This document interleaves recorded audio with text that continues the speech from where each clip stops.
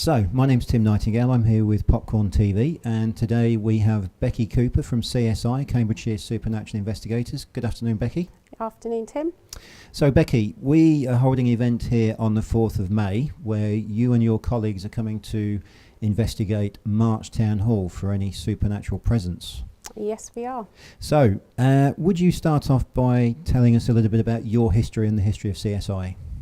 The history of CSI is we formed in November 2011. We're based in Chatteris but cover the whole of Cambridgeshire and a little bit into Norfolk, Suffolk and Essex. It's a private members group for people with a passion for the paranormal. It's affordable for everybody. Part of the reason we formed was to make paranormal investigating affordable for more people than it is currently. My history here with the town hall, I worked here for 4 years in one of the offices which is now occupied by Popcorn TV, and while I worked here there would be strange noises. You could hear footsteps on the stairs. There would be a presence felt as though you were being watched, because quite often I would be the first person in and the last person to leave, and it is quite eerie here in the evenings. So it should be quite an interesting evening for our members. I hope so, yes. Thank you, Becky. Could you tell us a little bit about how the event is actually structured? What will you guys actually do when you're here?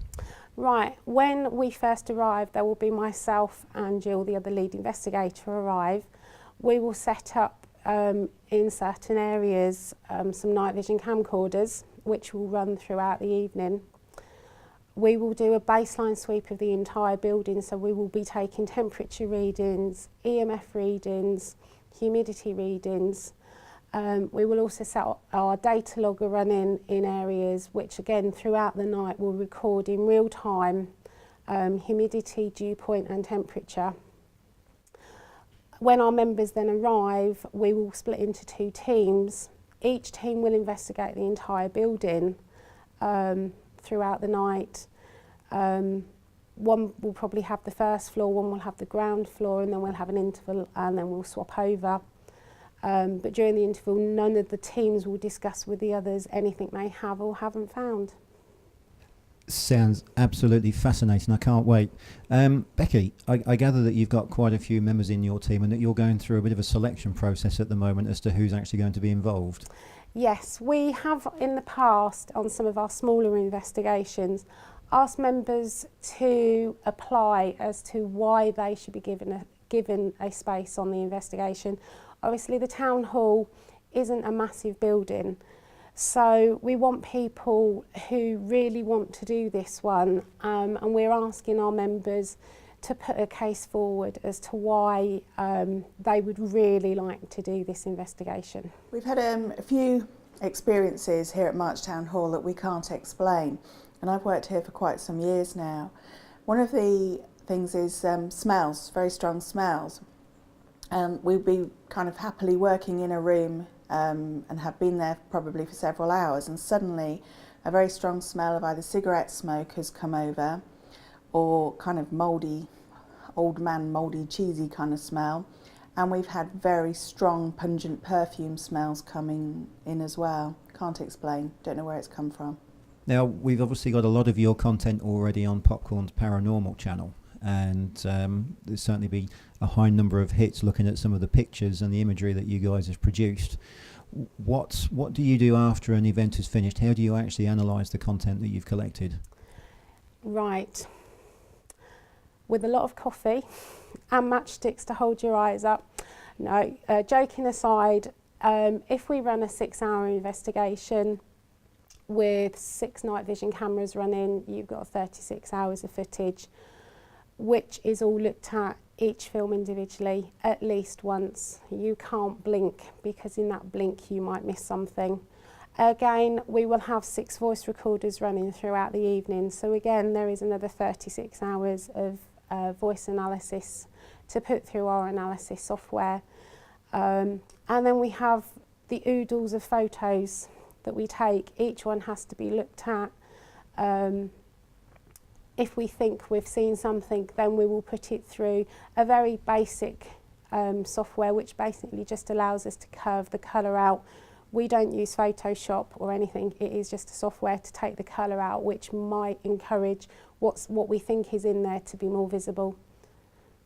And it's not just done once. We might look at the same evidence 2 or 3 times, because you might not hear something the first time because you could still be tired. And obviously with that amount of footage you can't do it in a day, you have to do it in small segments. One of my own experiences is that the room that I'm standing in now, one of our young apprentices came in to do some photocopying at the copier here. I literally almost passed her coming out, and when I came in, this cupboard was completely open. When I went back in to speak to her, I said to her, "Why did you open the cupboard?" Because actually it's not a cupboard, it's literally, filling a hole. And she said it wasn't open. And there is no way that there's any kind of breeze or anything that would explain why it would push open this particular cupboard door. So the reality is you've actually got more work after the event than the actual event itself. Much more, and then it's putting together. We ask members to keep a note of anything they personally experience throughout the evening, and if you've got 2 or 3 people from different teams experience the same thing, it's more validation that something has happened. For us to compile the report that we give to each venue that says, yes, we have experienced this, yes, we can't find any logical explanation for this happening, so there could be a paranormal explanation, we don't have any proof, or yes, we have the proof, here you go, here we've got a door opening, here we've got an EVP. So Becky, probably one last question. As I'm sure you know, there are many programmes on various channels on satellite television now that probably don't do your passion any favours. What would you like to say to people that probably have a slightly cynical view of some of the programmes that we can watch?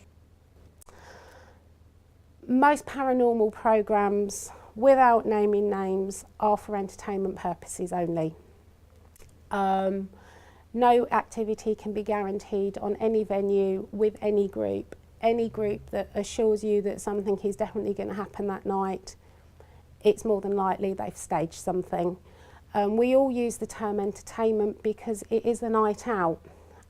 We don't come in with any expectations that we are going to see a spirit, we are going to have something manifest, we are going to hear an EVP. We come in open-minded. There are some better paranormal shows that are available to watch which don't use mediumship, which use more of a science-based attitude, which is very much along the same lines as us. But again, they have script writers writing a lot of what they're doing. So again, is it real? Isn't it? It's not really for me to judge. Thank you. So our totally unscripted event is going to take place on the 4th of May. Will you guys be willing to give us your feedback from your report on camera that we can share with the public? Oh yes, we've done a few public reveals. We've also had an incident where we were doing a show in the main hall, and we were using the theatre lights, and suddenly all of the main lighting came on. And there are 2 panels of lights, one in the tech box and one in the main hall. The theatre director could see the light panel from where he was, and one of the actors could see the light panel in the main hall from where he was, neither of which had been touched, and suddenly all the theatre lights came on. So again, can't really explain that.